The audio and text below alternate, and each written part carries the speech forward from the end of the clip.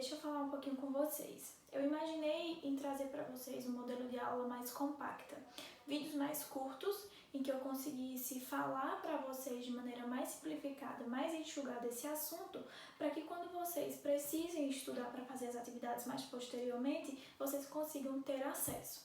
Um outro problema foi que algumas pessoas me falaram, me procuraram, para dizer que não tinham como entrar na aula online, ou então que o vídeo ficou muito grande e não conseguiu assistir, enfim. Então, para tentar sanar essas dificuldades, eu trouxe para vocês, eu vou trazer para vocês um conteúdo de aula mais enxuto, mais enxugado para gente ir, para quem já estudou, ir revisando, e para quem não teve a oportunidade de estudar, aproveitar para fazer isso, tá? Então, a respeito lá da nossa aula 1 de biossegurança, a gente começou a falar sobre o histórico, né? Como foi que surgiu, aonde surgiu e para que serve essa biossegurança. Então a gente viu que desde muito tempo se fala em biossegurança no mundo, mas que ainda não existia por esse nome, né? Nos Estados Unidos eles tinham um padrão, uma norma, né? Que eram as precauções universais, ou seja, eram medidas que eram tomadas que se baseavam no bom senso das pessoas para manter a segurança do trabalhador. Então, quando eu falo em biossegurança, eu vou sempre me lembrar da segurança do trabalhador. Então, são medidas, certo? Que são tomadas a fim de proteger, de garantir a comodidade, né, e a proteção desse meu trabalhador, certo? Então, a gente viu que aqui no Brasil, a biossegurança ela surgiu no ano de 1995, então a gente vê que é algo bem recente, quando foi colocado no mercado os organismos geneticamente modificados. Então, quando se trouxe esse movimento dos organismos geneticamente modificados, quando houve, né, essa movimentação, se implantou no Brasil a regra de biossegurança.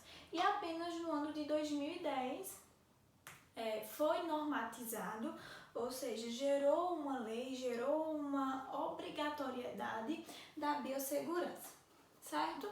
Outra coisa que a gente começou a discutir, e que eu acredito que já tenha ficado bem claro para vocês, é com relação aos riscos, né? Nós temos algumas classificações de risco e a gente começou a conversar sobre cada um deles, tá? Então, nós tínhamos os riscos físicos, ergonômicos e ou psicossociais, que a gente até conversou que logo em breve isso vai se tornar uma outra classificação, vai vir separado, mas por enquanto eles são trabalhados juntos, então eu estou passando para vocês eles juntos.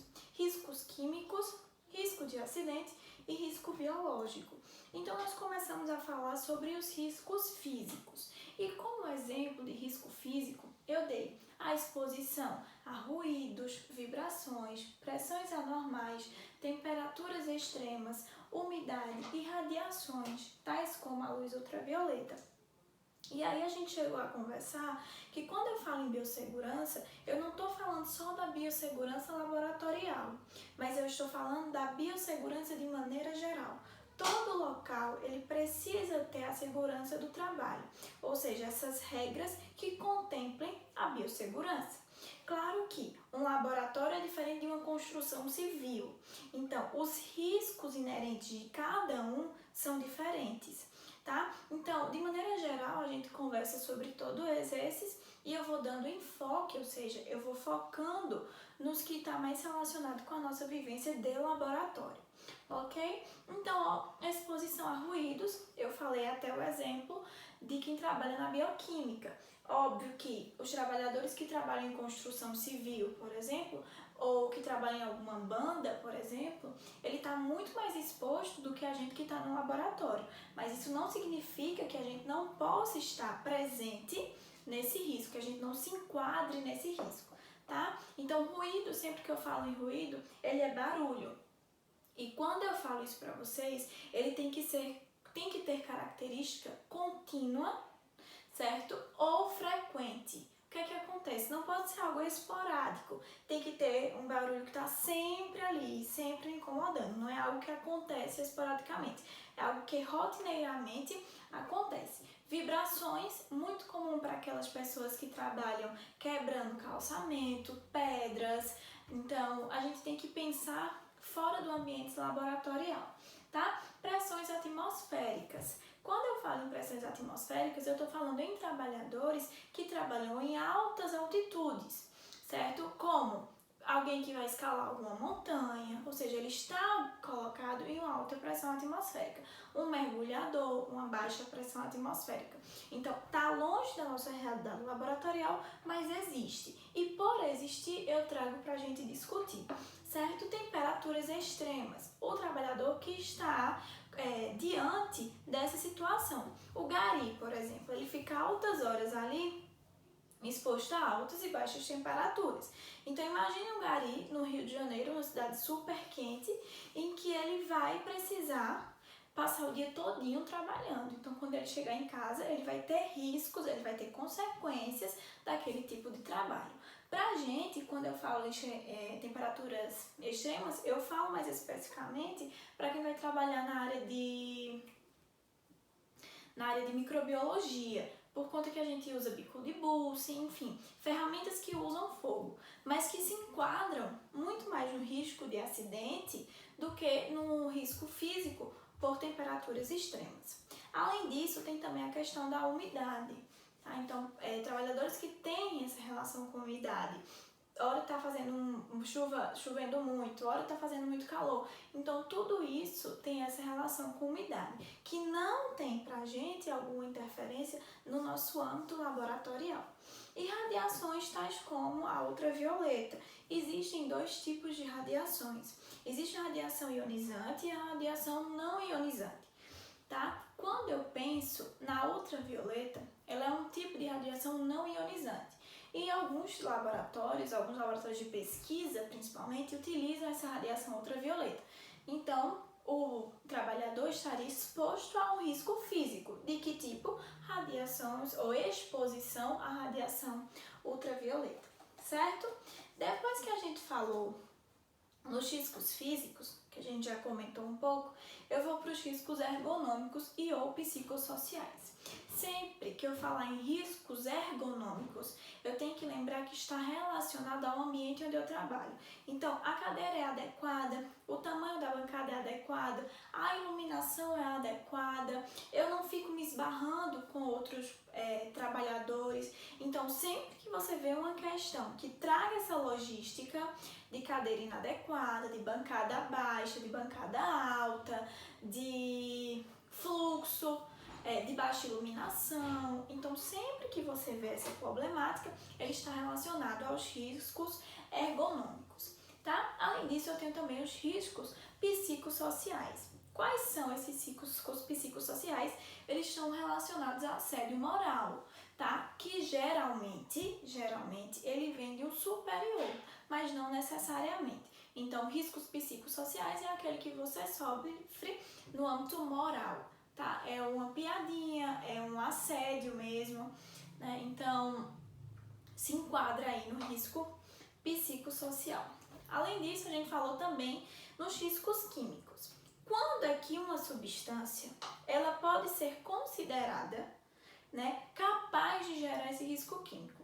Quando ela é capaz de gerar uma intoxicação, uma irritação e até mesmo a morte em contato com o homem, né? Então, sempre que trouxer pra gente irritação, intoxicação ou doença, aquela substância pode ter um potencial de desenvolver um risco químico. Por isso que no laboratório é extremamente importante tudo estar datado. O dia que você abriu, a data de validade, quem abriu, se é da classe dos ácidos, tem que estar separados das bases. Você tem que conhecer o mínimo das substâncias químicas para poder manuseá-las, tá? Então, essa é uma questão em laboratório.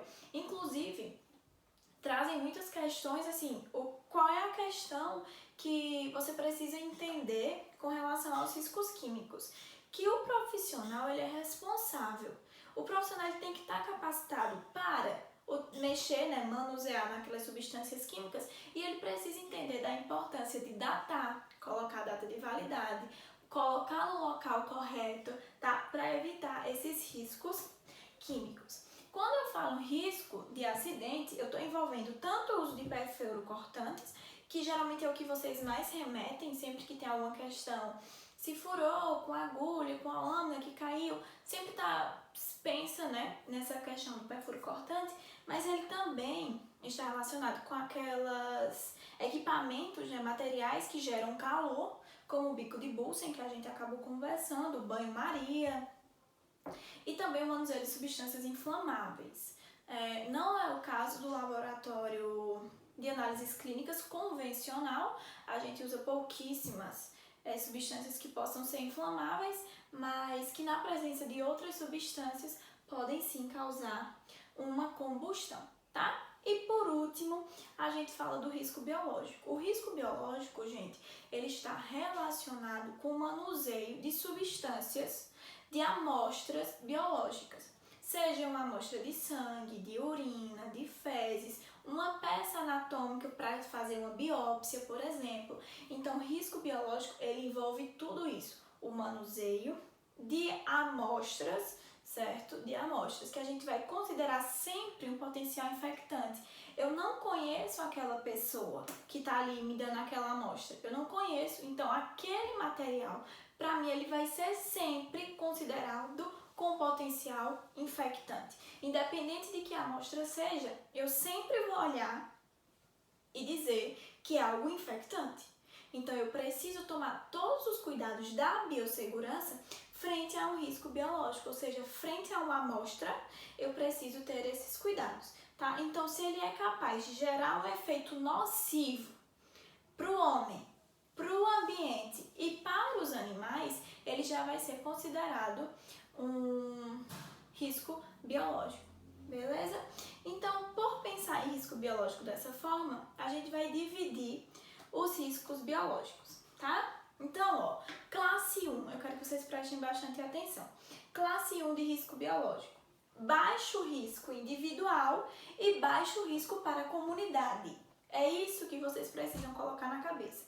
Então, se um determinado patógeno, ou seja, determinado micro-organismo que é capaz de causar uma doença, por isso que ele é patógeno, ele tem baixa capacidade de desenvolver um risco para mim e para a comunidade, eu vou classificá-lo como classe 1. Então, bota na cabeça, classe 1, baixo risco individual e baixo risco para a comunidade. Quando eu vou para a classe 2, eu tenho um moderado risco individual, mas eu tenho um limitado risco para a comunidade. Então, o que é isso? Um moderado risco individual. Então, vamos lá. Ele causa doenças, né? Com uma certa frequência. Então, é moderado. Moderado risco individual. Mas limitado.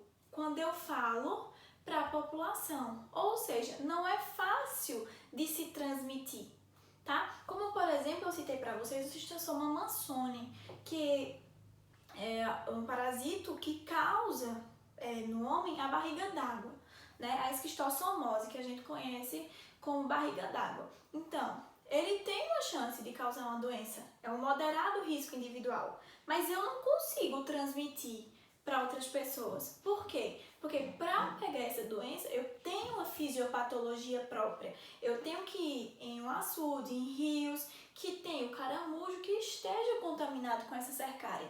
Então, você consegue ver que eu coloco vários empecilhos, tá? Então, coloca na cabeça. Classe 2, moderado risco individual e é limitado para a comunidade, certo? Ou seja, eu não tenho uma transmissão, não é algo que eu vou espirrar e eu vou contaminar todo mundo. Não é assim. Então, ele é limitado, ele é baixo para contaminar a sociedade, tá? Risco 3, eu tenho um alto potencial de desenvolver a doença, alto risco individual, mas eu tenho um moderado risco para a sociedade. Então, alto risco individual, mas ele é moderado para a comunidade. Como exemplo, eu usei o HIV, que causa AIDS, tá, gente? HIV, que causa AIDS. A AIDS é o conjunto das doenças que é desencadeada pelo vírus.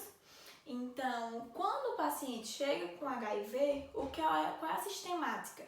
Eu tenho alta possibilidade de me contaminar, mas é moderada a chance de eu passar para a comunidade, porque a gente tem as medidas profiláticas, ou seja, a gente conhece maneiras que nos ajudam a não pegar o vírus, ou seja, relações sexuais com uso de preservativo.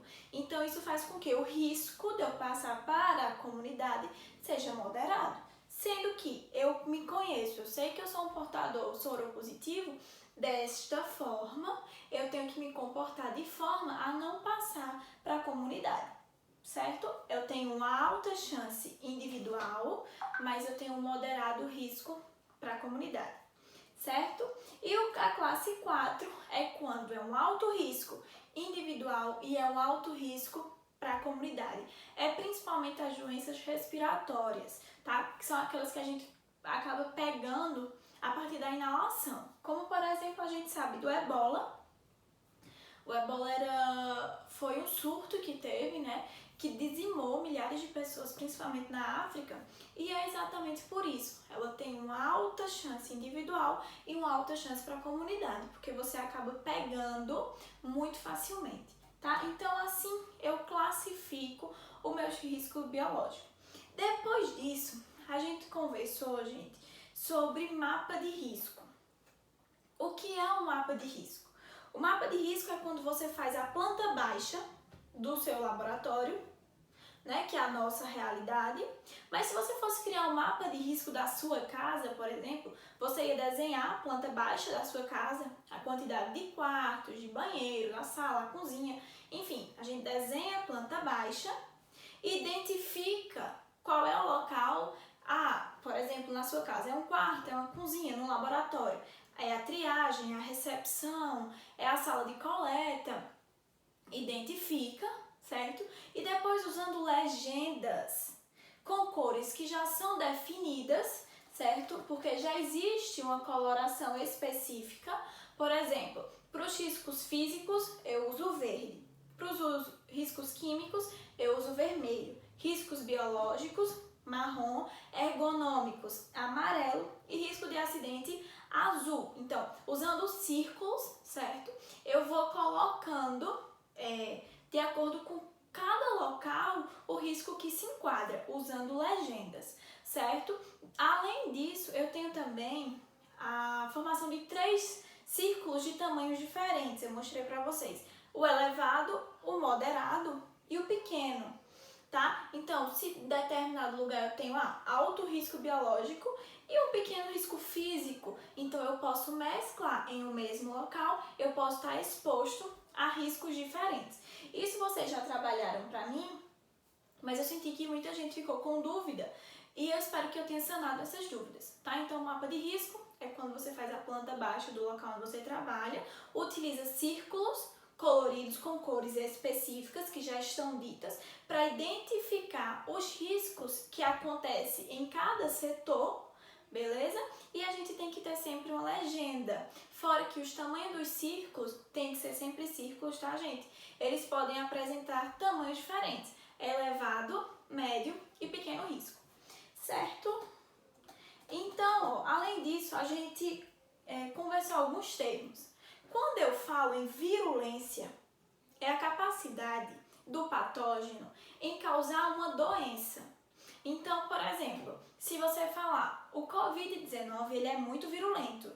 Por quê? Porque ele tem a capacidade de causar uma doença com complicações, principalmente as complicações respiratórias. Tá? Então, quando eu falo em virulência, eu falo na capacidade de um organismo desenvolver uma doença, certo? De estimular o seu sistema imunológico para causar alguma coisa, para causar algum sinal ou sintoma. Quando eu falo em dose infectante, eu estou falando na quantidade que eu preciso para poder desenvolver a doença, certo? Por exemplo, vocês já comeram alguma coisa de um dia para o outro e não sentiram nada. E foram comer outra vez e tiveram uma gastroenterite. O que é uma gastroenterite? É uma inflamação do tecido gástrico. Então, tem todas aquelas sintomatologias que a gente já conhece. Vômito, dor de barriga, diarreia, às vezes até disenteria. Então, o que é que aconteceu? A dose infectante mudou. Eu tenho uma maior quantidade dessa dose infectante. Então, dose infectante é a quantidade de um determinado patógeno que é necessário para que a gente desenvolva uma doença. Dano causado. Dano causado, o nome já é muito específico e é o dano que aquele micro-organismo é capaz de causar. Por exemplo, Covid-19, ele causa danos principalmente respiratórios, complicações respiratórias. Forma de transmissão. Forma de transmissão é você identificar naquele patógeno como é que a gente pega.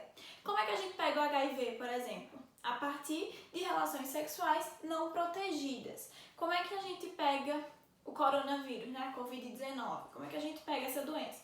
A gente pega essa doença frente à inalação de gotículas, porque esse vírus está suspenso. Então, cada micro-organismo, cada patógeno, ele vai desenvolver uma forma de transmissão diferente, tá? Estabilidade no ambiente. Qual é a característica daquele micro-organismo? Ele é mais adaptado a temperaturas quentes ou frias? Tanto é que quando o coronavírus chegou ao Brasil, muitas coisas que a gente se perguntava era, ele não vai tolerar o calor do Brasil. Porque de onde ele veio eram países frios. Então a gente acreditava que quando ele chegasse na nossa temperatura quente, ele não ia sobreviver. Mas a gente viu que sobreviveu. Então isso eu me refiro à estabilidade no ambiente, tá? Profilaxia e tratamento. O que é profilaxia? São as medidas que eu tenho para evitar determinada doença. Então, frente ao HIV, a medida profilática é o uso de preservativos. Por exemplo, frente ao Covid-19, a medida profilática é o isolamento social ou distanciamento social, como a gente prefira dizer, e o uso de máscaras, caso a gente precise se comunicar com alguém, tá? Quando eu falo de tratamento, eu estou falando de alguma terapeuta, tá? Pode ser um remédio, pode ser um chá, pode ser descanso, mas isso é tratamento, tá? Então vocês precisam entender a diferença de profilaxia para tratamento. Agora, com relação a gente, tudo que eu falei foi com relação ao micro-organismo, né? Como é transmitido, se ele é estável ou não, qual é a dose, qual é o dano que ele causa. Mas agora eu tô falando da gente. Quais são os fatores da gente que faz com que a gente desenvolva uma doença? O primeiro fator é a idade, né? A gente sabe que tem determinadas doenças que se desenvolvem principalmente, que é letal, em crianças e idosos, né? Inclusive, eu não sei se vocês já viram, mas tem idoso que morre de disenteria. Porque o sistema imunológico dele, as carências nutricionais é outra, é diferente da gente. Uma anemia em uma pessoa como eu vou tratar. Mas uma anemia em um senhorzinho de idade é preocupante. Uma anemia em um nenenzinho de poucos dias é muito preocupante. Então, a idade, ele define muito bem isso aí. Outra coisa que é importante vocês saberem é que uma criança ela só desenvolve seu sistema imunológico quando ela completa ali por volta dos 8 anos. Então, até os 8 anos, a criança não tem esse sistema imunológico totalmente formado, tá? Então, ela é uma paciente imunocomprometida. E também os pacientes que já têm doenças de base, que nós vamos chegar mais pra frente. Mas vamos lá. Fatores genéticos. Existem determinadas predisposições genéticas que favorecem para o desenvolvimento dessas doenças. Por exemplo, a raça, você ser branco ou preto, por exemplo, já é o suficiente para determinar que tem uma maior incidência em branco, tem uma maior incidência em negro em determinada doença, tá? Estado imunológico do paciente, essa parte que entra para mim como imunocompetente, e eu quero que vocês tenham isso muito bem fixo na cabeça de vocês, imunocompetente e imunodeprimido. Ou seja, o paciente, o sistema imunológico dele é competente ou é deprimido, tá? O que é que faz o paciente ser imunocomprometido? É um paciente de base, paciente que tem hipertensão, diabetes, qualquer doença de base. Uma criança que não tem o seu sistema imunológico desenvolvido totalmente ainda, um idoso, certo? Então isso, uma gestante, por exemplo, ela entra como imunocomprometido. Não é uma doença, gravidez não é doença, mas ela se enquadra no imunocomprometido, tá? Hábitos de higiene pessoal, principalmente, gente, quando a gente fala de doenças transmitidas via oral, tá? Lavar bem os alimentos, conservar em geladeira, tudo isso faz parte dessa higiene pessoal. O Covid, ele nos trouxe muitas coisas, como diz respeito a chegar em casa do trabalho, lavar as mãos, botar roupa para lavar, tomar banho, que é algo de higiene pessoal que é básico, mas que não estava implantado na nossa rotina. E agora, com todo esse risco, a gente tem melhorado nesse aspecto de higiene pessoal, tá? Então, frente a isso, sobre a nossa primeira aula, é isso. Eu espero que vocês tenham conseguido entender e qualquer dúvida podem me procurar.